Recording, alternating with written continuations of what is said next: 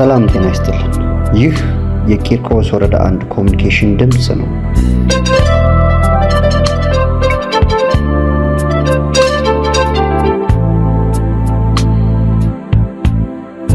ፈጥረን ራሳችንን ሞክር በሚል አሁን የራሴን ስራ እየሰራሁ እገኛለሁ። በስሮቼም 7 ልጆች አሉ። እነሱን አስተዳድራለሁ።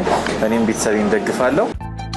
ከመንግስት ሰው ተኮር ተቀዳሚ ተግባራት ውስጥ ሰፊ ስራ ዕድል አማራጮችን በመፍጠር ስራ አጥነትን መቅረፍና የነዋሪውን ህይወት ማሻሻል እንደሆነ ታውቋል። እንደኛ ደግሞ እኛ ለሌሎች ወጣቶች መንቃት አለባቸው ብዬ ማስበው ምንድነው፣ አንደኛ አስተዳደሩ ወይም ደግሞ አካባቢያቸው ባለ መልካም አጋጣሚዎችን ተጠቅመው ራሳቸውን መቀየር እንዳለባቸውና አንደኛ ስራ ማማራት እንደሌለባቸው። እኛም ደግሞ ከዚህ በፊት እኛ በዚህ ዘርፍ እየሰራን አልነበረም። ከዛ በኋላ ግን ኮሪደሩና የወንዝ ዳርቻዎች ባመጡት መልካም አጋጣሚዎች ደግሞ ተደራጅተን ራሳችን ስራ እየሰራን ራሳችን እየቀየርን ያለንበት ሁኔታ ነው ያለነው። ውድ ተመልካቾቻችን በዛሬው ዕለት በወረዳችን የስራ ዕድል ተጠቃሚ የሆኑ ዞረን ያነጋገርናቸው ወጣቶች ስራ ሳያማርጡ በተገኘው መልካም ዕድሎች ሁሉ ከአስተዳደሩ ጋር በተለያዩ የስራ መስኮች ላይ በመሳተፍ ህይወትን መቀየር እንደሚገባ መልእክት አስተላልፈዋል። እኛም ቦጋለ እባላለሁ። የምሰራው ቂርቆስ ክፍለ ከተማ ወረዳ 1 የሰራተኞች ካፌ ነው። የማህበራችን ስም ቦጋለ ማሚ ካፌና ቁርስ አገልግሎት ነው። አዲ ቡና በሚል ስም ወረዳ 1 ላይ ያገለገልን እንገኛለን።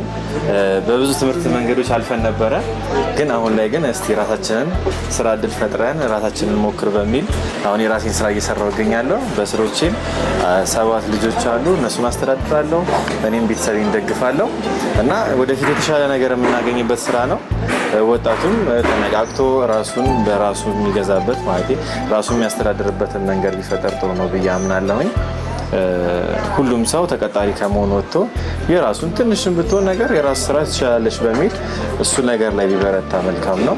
እኛም ተምረን ብዙ ነገር ብለናል፣ ግን እስቲ ራሳችን ደግሞ እናሻሽል በሚለው ከመንግስት ጋር በመተባበር የተሻሉ ነገሮችን እየሰራ እንገኛለን። ለሰራተኞችም የተሻለ ነገር እያቀረበ እንገኛለን። በስሮቼም 7 ልጆች አሉ እንዳልኳቸው፣ እነሱ ደግሞ የራሳቸው የሆኑ ሰዎች አሏቸው። ሁሉም ቤተሰብ አስተዳዳሪ ነው። ይህን ያህል ራሳችንን እየለወጥ እንገኛለን እና በራሳችሁ ነገሮችን ለመለወጥ ሞክሩ። ከተቀጣሪነት ውጡ። ትንሽም ስራ ቢሆን አትናቁ፣ ስሩ። ላለሁኝ አመሰግናለሁ። ስሜ ኃይሌ ሚካኤል ታደሰ እባላለሁ። በቂርቆስ ክፍለ ከተማ ላይ ቤቶች አካባቢ ላይ ፓርኪንግ እየሰራን ያለ ነው። ከዛ በተረፈ በየአካባቢ ያሉ ወጣቶች እኛን ተሞክሮ ወስደው የተቀመጡ ወጣቶች ካሉ ስራውን ቀበሌ ጠይቀው መስራት እንደሚችሉ እነግራቸዋለሁ። ብዙ ወጣቶች አሉ ሄደው መጠየቅ ያለበትን አካል ጠይቀው ወደ ስራ ዘርፍ ውስጥ እንዲገቡ። እኛም ስራ የለን ነበር ከዚህ ቀደም። አሁን ወረዳን አስተካክሎልን ወደ ስራ ዓለም ውስጥ ገብተናል።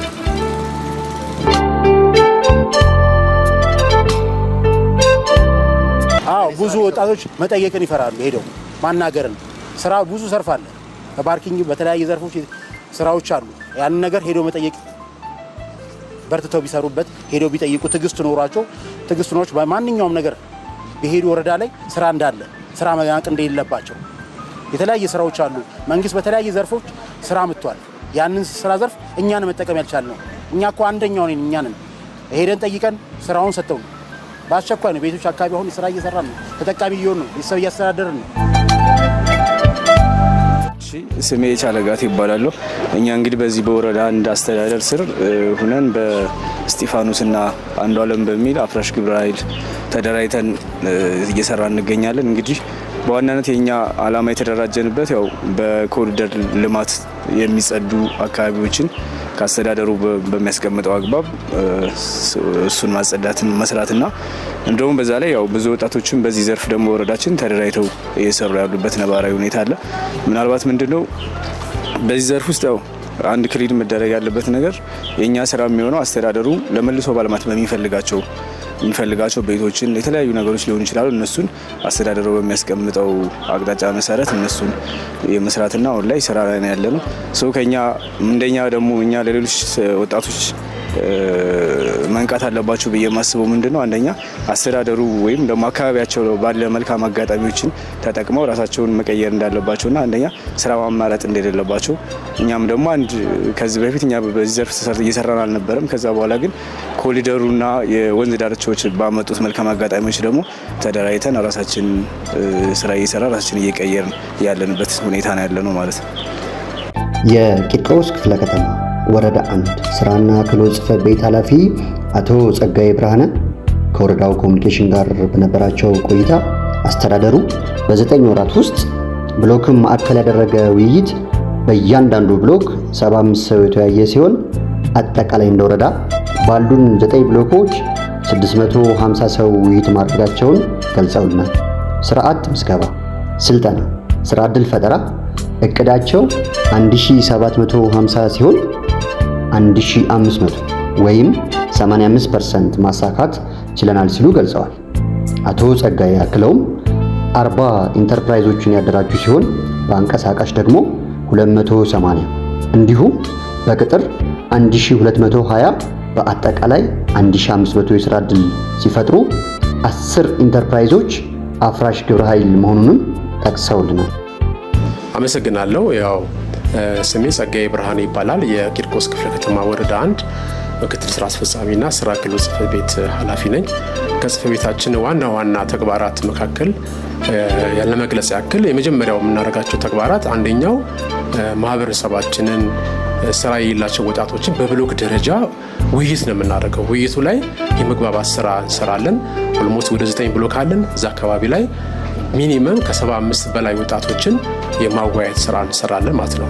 እዛው ከተግባባን በኋላ ደግሞ የስራ አጥ ምዝገባ በሲስተም በኤልኤምኤስ እንዲያልፉና ምዝገባውን እናከናውናለን።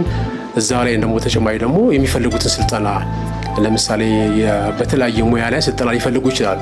በልብስ ስፌት፣ በምግብ፣ በኮንስትራክሽን እዛ ላይ ፍላጎታችን የመለየት ስራ እንሰራለን።